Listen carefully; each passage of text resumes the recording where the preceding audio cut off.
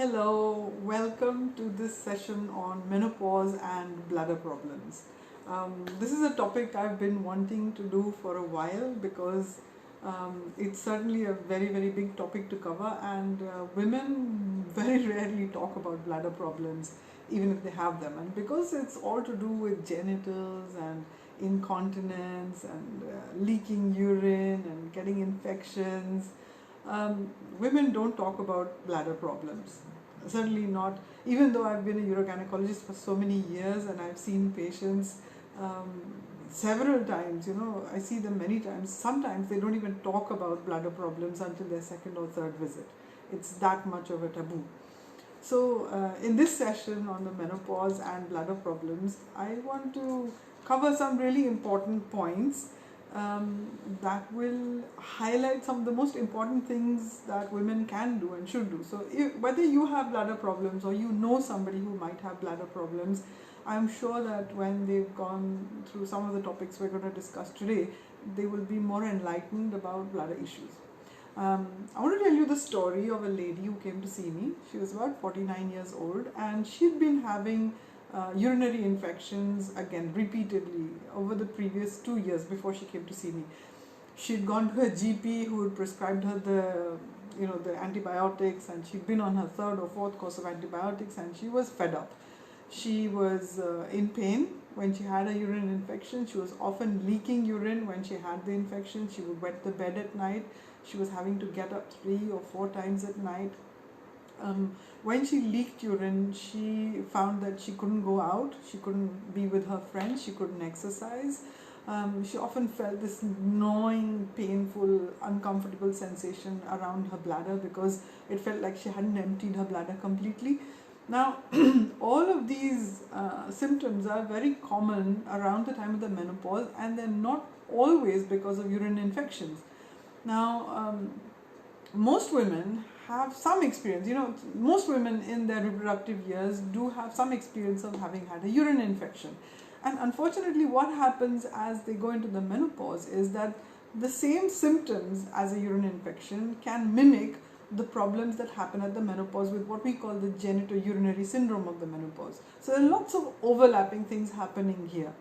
We know from the previous discussions we've had about the menopause that as estrogen decreases with the ovaries, and the eggs finishing, etc., then we find that there are receptors, estrogen receptors everywhere, all over your body, right from the top of your head to the tips of your toes, and particularly around the genitals. So around the vagina, around the bladder base, all of these areas have receptors for estrogen.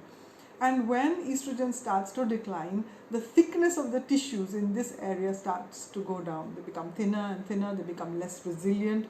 The different kinds of defense mechanisms that the cells have, whether inside the bladder or in the vagina, these secretions also change. We know that the pH inside the vagina changes, and therefore the normal bacterial or microbiome, as we call it, the different kind of organisms that live in the vagina and help to keep its pH stable, that kind of environment changes because the pH changes. Similar changes are happening in the bladder lining. Now, we as doctors, we're very used to categorizing the body, oh, this is the bladder, this is the bowel, and this is the lining, etc. But remember, you're a whole body. This drop in estrogen is affecting you everywhere. So it's affecting your brain, your cognition, your ability to sense things, the different kind of the nerve sensations, how much fluid you drink, what kind of control is happening, and how much you pee in the daytime, how much you pee in the nighttime. All of these things are being affected by the levels of estrogen in your body. So even though we're talking about the bladder today, I'm going to talk a little bit later on the different kinds of factors that the whole body plays in controlling your bladder symptoms and how you manage bladder issues around the time of the menopause. Now, with menopausal women, urine infections are one of the commonest problems that happen, and that is directly related to the decreasing thickness in the cellular structure of the bladder. Its defenses are going down. Also, it is related to the actual anatomical structure of the different tissues that hold the bladder in place. So the collagen, the elastin, the different tone of the pelvic floor muscles, the position of the different organs inside the pelvis that is being maintained. The lack of estrogen causes all of these tissues to become a lot weaker, they sag more. And if you're somebody who's had 2 or 3 more pregnancies, you may have had bladder problems when you were pregnant, leaked urine when you were pregnant, and these problems do tend to get worse as you go through the menopause. Some of the other things that happen around the time of the menopause is that your pituitary gland, it changes how it produces a particular hormone called vasopressin. And this is largely affected by your melatonin levels and also your growth hormone levels and your DHEA levels. Now, all of these hormones are some things we've talked about before as changes that happen around the time of the menopause. Now, as you go through the menopause, many women find that they have to get up at night a lot more frequently to pass urine, and this is largely related to these kind of hormonal changes that are happening around the menopause. They might have been people who could pass urine 2 or 3 times a day and then go to bed and not wake up till the next morning. Doesn't matter how much fluid they've drunk, and as they go through the menopause, they can't hold their fluid. So suddenly you become sensitive to when you had your last cup of tea or when you had your last cup of coffee or how much fluid you drank. Otherwise, you're going to be up awake at night going with your trips to the bathroom, and you're not going to sleep well. And this compounds the factor that in menopause you're not sleeping well anyway. So bladder problems and the menopause is not just about the bladder. It's about so many different things that are happening around the time of the menopause that's affecting how your bladder is affecting your life. Many women who have bladder issues around the time of the menopause push them into the background because life is just taking over. When you develop bladder problems at menopause, you decrease your circle, your social circle goes down. You might stop going exercising, and that's going to affect your menopausal health. You might find that the aerobics classes, the Zumba class you used to enjoy before is not so enjoyable because you're afraid of leaking urine. You might find that previously when you were enjoying having sex, like that patient I had, she'd stopped having sex because every time she'd have sex it would trigger a urine infection. She'd stop traveling because she put down, and this is a myth we'll talk about later, she put down the fact that every time she went traveling and she went to a public toilet, she got recurrent infections. Now, all these things are combined with what's happening at menopause, but they're not isolated things. So it's really important to understand that as these hormonal changes are happening in the menopause, your bladder is being affected. It's not the only thing that's being affected. All of the rest of your body is being affected. How you manage your fluid intake is being affected. How you think about your problem is being affected. So this is what we call, menopausal women typically go through this time which we call toilet mapping. And this, as a urogynecologist, I have to dig this information out of women and say, well, what happens? What happens when you go to the mall and you dig and dig and dig, and you find that women are saying, oh, I don't go to that particular mall because the toilets there are really horrible, or they only have one toilet and it's always crowded. Or they'll say, oh, I always go shopping that particular route because there's a McDonald's on the way and you can use the toilets there. So many kind of behavioral changes start to happen around the menopause, which women overlook as being problems attributed or related to their bladder function or their bladder problems. So enough said about how women don't talk about their bladder problems and how bladder problems affect the menopause and the menopause affects the bladder problem. Let's go on to the main kind of problems that women face. Some women have old problems that tend to get worse around the menopause. So this may be problems like maybe women leak a little bit of urine when they cough or sneeze. This is what we typically is described in the medical world as stress incontinence. So small amounts of urine, drops of urine that leak when you cough or sneeze, or you run to catch a bus, or you're in your Zumba class, or you're in an aerobics class and you're doing a step class and you step up and you leak a small amount of urine. That's stress incontinence, and that does tend to get worse around the time of menopause. Typically also when women get treated with estrogen, that can also worsen stress incontinence. The second type of urine leaking or bladder problem that we see around the menopause that gets worse is something called irritable bladder. It used to be called diffuse overactivity or overactive bladder or irritable bladder. And there are many different kinds of terms to describe it. Suffice to say, this is the kind of bladder that you remain underconfident about. So if you're a woman who just doesn't know when she's going to have to rush to the bathroom, she feels the urge coming on, and if she doesn't get to the bathroom, she's going to leak urine. And typically this urine is leaks of slightly larger amounts, which is why the woman becomes less and less confident to leave a place where there's a toilet available on demand. And many women don't even know they've got bladder problems until you start asking them, how many times do you go in the day? So, I go quite frequently, I'm really good, I always go to the bathroom. My mother told me you should always go to the bathroom. And this is another thing, as girls and women, we are trained by our mothers. Before you go out, you must go to the toilet. When you come back, have you been to the toilet? When you wake up, have you been to the toilet? And this actually sets the scene for bladder problems as you go through the menopause. You can't go anywhere without first having been to the toilet and wondering if there's going to be a toilet around, because this going to the toilet all the time masks this particular symptom of having an irritable bladder or an overactive bladder. Many times women will have this overactive bladder spilling into their nighttime routine as well. So not only are they passing urine every 10 or 15 minutes or maybe every half an hour in the daytime, but they're also waking up 3, 4 or 5 times at night. The third type is what we call a mixed type of bladder problem. So women who have both stress incontinence and an irritable or overactive bladder. So they leak when they cough or sneeze, and they also leak when they're trying to maybe get to the front door, or they're leaking as they're going to the toilet, or they're sitting in a meeting and suddenly they're overcome with this urge that they have to rush to the toilet, and while they're on the way to the toilet they start leaking. It's also overactive bladder or irritable bladder can also happen when what we call is a lock and key incontinence. So that you've got to get home because you need to go to the toilet really quickly, and as you put your key into the lock, you start to leak urine, and typically it's quite a large quantity of urine.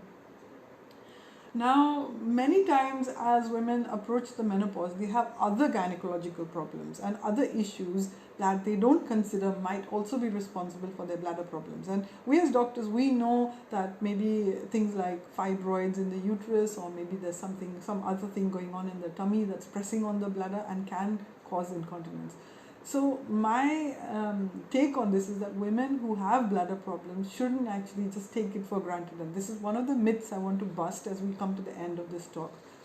Before that, I want to talk about why bladder problems and the menopause is going to be such big business. Did you know that the annual budget for continence products in the coming years is going to expand to over $15 trillion? Just calculate. And bladder problems are the main contributor to continence problems, continence devices, and that's not just pads, diapers, mattress protectors, incontinence products.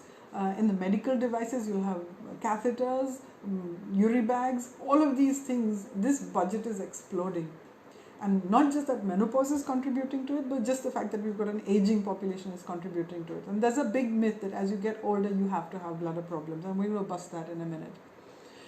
What are the things that you need to pay attention to as you go through the menopause to make sure that you don't end up as a statistic who's contributing to this $15 trillion business that is waiting around the corner? Well, the first thing you can do is make sure that you follow a very strict regime of perineal hygiene. Now, what do I mean by perineal hygiene? We know as you go through the menopause, the tissues around your vulva, around the bladder are becoming thinner. As they become thinner, they become more susceptible to infection, which means you have to be a lot more cautious about how you clean yourself when you've passed urine or stools. And you need to clean yourself from front to back, not from back to front. When you're younger and estrogen levels are adequate, there's enough resistance in the tissues that if you mess up a little bit, you don't actually get the infections as easily. But as you go through the menopause, the bowel bacteria can quickly latch on to the tissues around the vulva, around the entrance to the urethra, and track inwards and cause urinary tract infections. And typically, those of you who've had urine infections will know that E. coli or Escherichia coli, Pseudomonas or Klebsiella, these are typical bowel bacteria that find their way into the urinary tract and the bladder stream, and then cause these kind of infections again and again. To make sure that you preempt yourself is to maintain a very strict perineal hygiene. Wash yourself from front to back, not from back to front. Make sure you dry the area thoroughly, and you can use a hairdryer. Some women don't like to use a hairdryer because it's too hot, or it makes the skin too dry. That's fine. You can use it on a cool dryer. What you don't want to do is wear your underwear on a wet vulva. Either use a tissue, a soft tissue or a soft cloth to clean the dampness, dry off the area before you pull your underwear up. The second thing that you can do is to keep the area well moisturized and hydrated as well. Skin dryness is a very, very bad problem that happens around the menopause, and yes, it does affect the vulva as well, and it cause a lot of itching and dryness, and if you leak urine, it can damage the skin around the vulva a lot. So important to use some sort of hydration, and you can either use the common vulval washes that are available, which are pH specified for the vulva, which is slightly acidic pH. So it can be something like lactacid or V wash. Get a prescription from your doctor because they know which one is best suited for the vulva. Try not to use your shampoo or your ordinary soap because it's alkaline pH. And because your body is not naturally able to maintain the acidic pH around the vulva and the bladder, you want to help it to maintain this acidic pH. Another thing to do is make sure that you you clean your underwear very thoroughly. You might want to change it twice. If there's a lot of sweat on it, make sure you change it so that the skin of the vulva remains dry and healthy. Very important not to use vaginal douches. Many women think that if they get recurrent infections, vaginal infections, bladder infections, that they should use betadine douches or other kinds of douches that are available on the market, or stick some yogurt inside your vagina, or put vinegar in your vagina. Please don't do that. Your vagina is a naturally cleaning system, so is your bladder and your urethra, and it's only if there's a structural problem there that your bladder or urethra cannot empty normally or properly. Now, some of these problems do get aggravated around the menopause, so one thing I do teach my patients is to do what we call a double pass or double voiding. So you go to the toilet, make sure you sit properly. You sit down on the toilet if you've got a Western toilet. If you've got an Indian style toilet, squat properly, relax your pelvic floor completely, and we'll talk a little bit more about pelvic floor issues, and allow your bladder to empty. Now, women's bladders and men's bladders are different. Women typically empty their bladders by passive emptying, which means that their tummy pressure and the pelvic floor relaxing together make a combination where the bladder empties progressively. Men's bladders empty very differently, and men's bladders depend a lot more on the bladder muscle. And women have a slight advantage in this case because if they're able to relax their pelvic floor and the muscles around the urethra relax properly, even if their bladder muscles does get weak as they get older, they can use their tummy muscles to improve the pressure on their bladder and empty it thoroughly. What you then do is you get up and you jiggle your tummy about a bit and sit down and empty your bladder again. And this in itself will prevent over 70 to 80% of recurrent urinary infections. Why? Because many times when women don't squat properly or don't sit properly to pass urine, they leave a little bit of urine behind. And this is typically aggravated around the time of the menopause because all the tissues are a little bit lax. And when this urine gets left behind, this is the urine that gets infected. So if you're somebody who gets recurrent infections, make sure that you use this particular technique, which is passing urine twice, and then you get up and you go about your usual day. The next thing is about fluid intake, and there's a lot of confusion. People think that drinking lots and lots of water is going to stop them getting this infection, and that's a myth. You don't want to drink so much that you're going to the toilet again and again and again just to empty your bladder. You want to drink 1500 ml is your baseline, and then depending on what kind of work you do, what kind of environment you are in, you keep adding 500 ml to it. And really, it doesn't matter, unless you're a hard laborer who's working in the sunshine and sweating lots, you're not going to need more than 3 liters of water a day. And typically, we as doctors, urogynecologists, will ask you to do a special kind of a test which is called a bladder diary, where you keep a track of how much fluid you're taking in the day and how much urine you're passing in the day in a 24-hour period, and you can get a really good idea of how much water you take and how much you pee out, and you don't need to overdrink. So I've seen women who complain of bladder problems and incontinence and nocturia, and they're drinking 4 and 5 and 6 liters of water, and that's not necessary. You don't need to drink that much water. You need to drink 1500 ml in 24 hours, and you can top it up by 500 ml if you're really exercising and sweating a lot. If it's in the summer and you don't live in a room that's air conditioned, you can add another 500 ml. So really 2 to 2.5 liters is more than enough. Don't over drink water. Also, in the daytime, try and finish your fluid intake by 6 o'clock. Avoid drinking tea and coffee after 2 o'clock in the afternoon. If you're somebody who has irritable bladder, which means that you know what can trigger your irritable bladder. Some women say eating a lot of chilies can trigger their bladder. Some women say eating fizzy pop like Coca-Cola or Limca or having orange juice can trigger their bladder problems. Coffee, chocolate. Each one of us is unique, and we know what triggers our bladder sensitivity. Try and avoid those foods, especially after 2 o'clock in the afternoon, and you'll sleep a lot better. And this is not to say that your menopause won't keep you awake, but at least it won't be your bladder contributing to your menopausal sleep issues. Now, there's a very important area that goes not talked about, and that's diet. And I've discovered with myself as well, because I've had bladder problems as I've gone through the menopause. I've had overactive bladder symptoms, irritable bladder symptoms, and I've had lots of patients. I find that when you switch to a diet that's rich in plants, and you start to omit the heavy processed carbohydrates, you start to omit the grains, you start to cut down on the grains, the sugar, the sugary processed food, and you start to allow your insulin resistance to go down, your bladder function improves significantly. Your bladder becomes quieter. As I've done WildFit, and we've got Rakhi here also who's a WildFit coach. So when we invest in a lot of leafy green vegetables, a lot of leafy stuff, leafy green, increase your fat intake like olive oils, avocados, increase your nut intake like almonds and walnuts, you'll find that your bladder becomes quieter. And largely it has to do with the reconstructive ability of the cells lining your bladder, and it's not just because they're hormone dependent, but because they're getting nutrition that's complete. And there's a certain process of alkalinization that takes place, and this actually helps your bladder too. It's not the only solution, but it is an important solution. When you find that women have bladder problems, one additional thing that helps dramatically is relieving anxiety.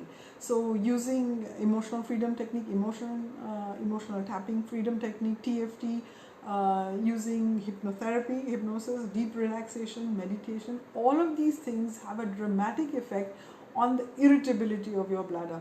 And of course there are different kinds of tests being used now, so acupressure, acupuncture at different points in the body can be very effective at relieving irritable bladder symptoms. And acupuncture is also known to have quite a significant impact, and there are many studies about acupuncture in the menopause. They can relieve your general menopause symptoms as well, but particularly they have an important effect on the bladder.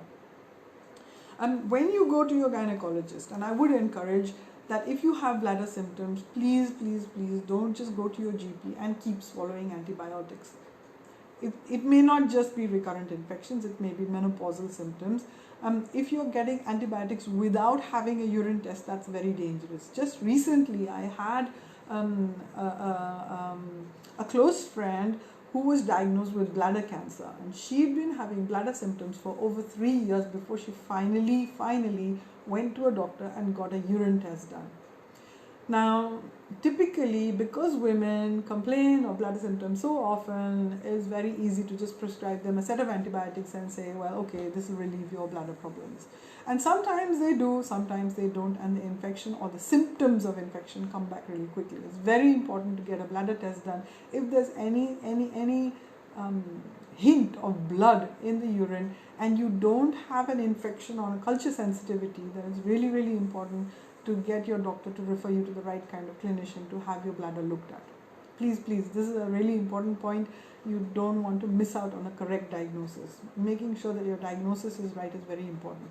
So when you go to your gynecologist, they will request a urine test as well, in addition to other investigations. But more importantly, they'll take a very detailed history of your daytime, how often you pass urine in the daytime, how often you pass urine at night, what's your fluid intake, does it get aggravated with sex, do you find that your urine infections are more common if you've not drunk enough water, blah, blah, blah. All of these kind of questions are going to get asked. Be prepared to answer all of the questions, even though they may be intimate, even though they may be uncomfortable. Make sure you answer all the questions, because that's what's going to govern the next set of investigations and treatments you're going to have. Your doctor will examine you. They will try and elicit you whether you leak urine on a full bladder. So don't empty your bladder before you get examined by your gynecologist. Typically, you'll find a receptionist who sends everybody to go to the toilet, go to the toilet. If you're somebody with bladder problems, you don't go to the toilet. You go and see your gynecologist with your bladder full, because they want to check how it feels, how does your bladder feel when they're doing an examination, a gynecological examination. Do you leak urine when we touch the bladder? Do you leak urine with coughing or sneezing or moving? So these are important points to consider when you're visiting your gynecologist as well. If they give you investigations to do, typically there'll be at least a urine examination, maybe an ultrasound examination. They may ask you to do a bladder diary, which is a very important tool in trying to assess how your bladder behaves on a normal day. When maybe you're at work, maybe you're at home. So they might ask you to do it for 2 episodes of 24 hours each. And more advanced tests may be required. So you might need something which is called a cystoscopy, which is to go and have a look inside the bladder with a telescope. Or you might need something called urodynamics, which is a more computerized test to assess what kind of leaking you're having with your bladder. And both of these tests are important because they decide how the treatment should progress. Now, since more integrated guidelines have come about, we know that bladder problems are not just bladder problems, they are psychosocial bladder problems. So you need an integrated approach to bladder problems. You want somebody who understands the menopause, somebody who understands the bladder, somebody who understands the psychological and the social impact that bladder problems can have on you, and help you to integrate this management so that your bladder causes you the least amount of bother as you go through your day. So it might include behavioral techniques, it might include hypnotherapy, acupuncture, acupressure, it might include physiotherapy with pelvic floor exercise, Kegel exercise to check if you're doing them correctly. In some cases it works, some cases it doesn't, but you need a good trial of at least 3 months. Maybe you'll need some medication initially to see how you're getting on. Definitely not just repeated antibiotics. So you don't want to constantly be on antibiotics, because that's going to kill your gut microbiome, it's going to upset your hormone levels, it's going to aggravate your stress levels, and it's also going to upset your vaginal microbiome. So you don't want to be taking antibiotics over and over again. You want to get to the root of the problem, why you're getting recurrent infections. You might end up with a more detailed assessment for surgery. Now, make sure you can talk to your doctor about all the pros and cons and advantages and disadvantages before you have surgery. Having said that, surgery does have a huge impact on the quality of life. So that's another thing that you could have, is a quality of life assessment of the impact that the bladder problem has on your life. So these are some really, really important aspects. And lastly, just before we go, because I can see we're coming up to time, half an hour, just to bust some myths about bladder problems. Number one, women all get urinary tract infections as they're going through the menopause, blah, blah, blah. Not true. Your bladder problems can be sorted out. Urinary tract infections don't have to always be treated with antibiotics. You can cure your problem once you get to the root of your problem. Yeah, absolutely, yes. I can understand. Wild fit, yeah. Your diet can completely solve your bladder problems and your bladder issues. In fact, your bladder is so sensitive. Once you've sorted your bladder problems, you will know exactly what you eat and drink that can aggravate them. Yes. Number two, women don't get sexually transmitted infections when they go through their 50s. Wrong. Lots of women go through divorce, separation, widowhood around the time of their menopause, and they may be in new relationships, and new relationships with unprotected sex can lead to sexually transmitted infections, which can mimic bladder infections and menopause symptoms. So if you're in a new relationship, make sure you get screened for sexually transmitted infections. Don't just assume it's a bladder infection and just get treated for bladder infections alone. Other infections do need to be checked out. The third thing is, You don't have to be incontinent, you don't have to suffer in silence. Please see a doctor, if nothing, just to get a basic urine examination to rule out blood in the urine, because blood in the urine is a trigger for you to go and see a very important specialist to have your bladder looked at to rule out bladder cancer. Very, very important, especially if you don't have an infection on culture and sensitivity. If you've got bladder problems, you have to give up everything that's enjoyable and stop exercising. Wrong, wrong, wrong. There are so many different methods to treat bladder problems in women today, so many different techniques. Even if it's a simple technique like sticking a tampon inside your vagina when you go to exercise, you can continue to do your aerobic exercise, high impact exercises. Just if you know what's causing your leaking, see the right specialist, see the right doctor, and get the right advice. Make sure that if you've got elderly, and I've talked about this last time as well, especially when we talked about fractures and bone problems. If you've got elderly women or elderly ladies or gents at home who have urinary incontinence, make sure they also see the right person so that their incontinence doesn't become a cause of their fractures and falls. So really, really important. This is the social aspect of incontinence that never gets addressed. It's really important. And finally, yes, if you need to use continence devices, don't feel ashamed about them. There's a huge variety out there, whether it's continence pads, diapers, anything that allows you to live your life fully. Live your life to thrive, not just survive. And with that, I'm going to just pause for a few minutes. If there's any questions, I'm really happy to take them. We're going to cover bowel in another section, because bowel problems is another huge topic. And I'm sorry we went through this it's like a whistle stop tour, but bladder problems and the menopause is really a huge topic. It's a very, very big topic.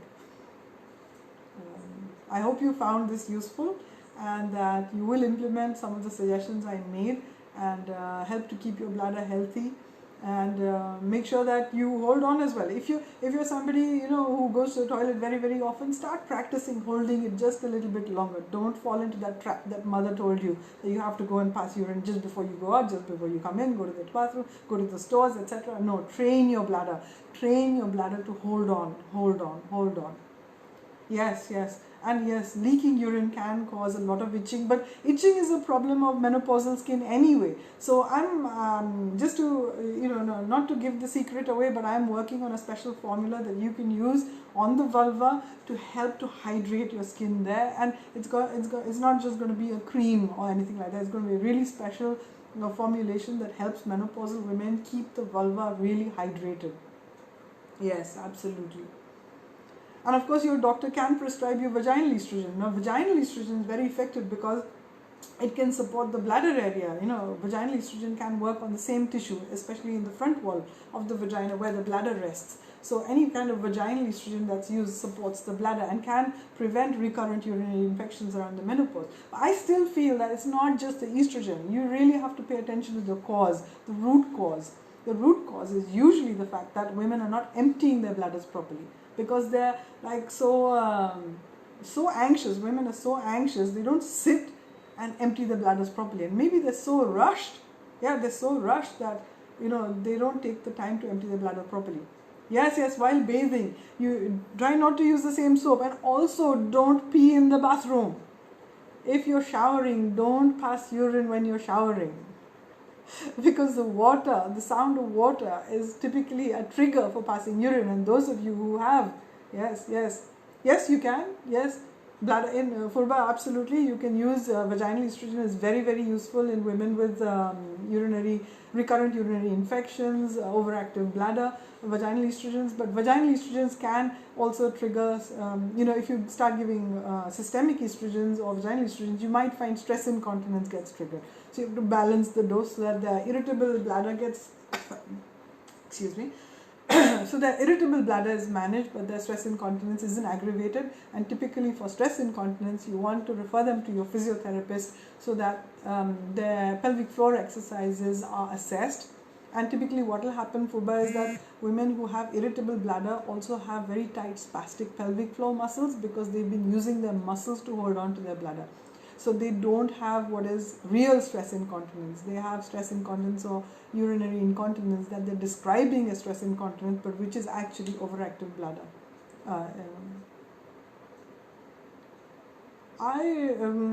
Yes.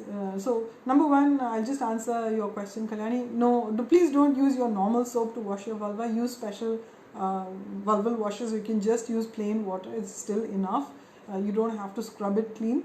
Number two is about the hair. Now, vulval hair, to shave it or not to shave it. And as a gynecologist, and I've worked in the UK and in Bhutan and many places, and I find that this tendency to shave is a big problem. It's not always a contributor to bladder problems, but it's a big contributor to vulval infections and folliculitis. And I've had cases where I've had to chop off entire bits of fat on the vulva because all of the hair follicles have got infected.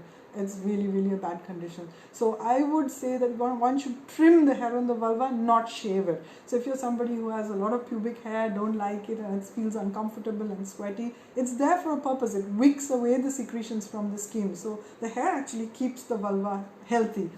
So what you want to do is trim the hair to a length that's comfortable for you. You don't want to shave it all completely because that causes minor scratches on the vulval skin, and as you go through the menopause, the skin gets damaged and infected a lot more easily. So try and avoid shaving. Trim the hair, and there are a number of trimmers available. You can use hair trimmers as well, or you can just use plain pair of scissors and keep the hair at least 1 centimeter to 2 centimeters long. So we're a bit over time here, but I hope this is useful. Thank you so much for all of you for attending and asking your questions. Do share this information with other women who are going through the menopause, and I hope you've signed up for this WhatsApp class I'm doing next week. 5 days intensive on menopause and how to master it. Bye for now.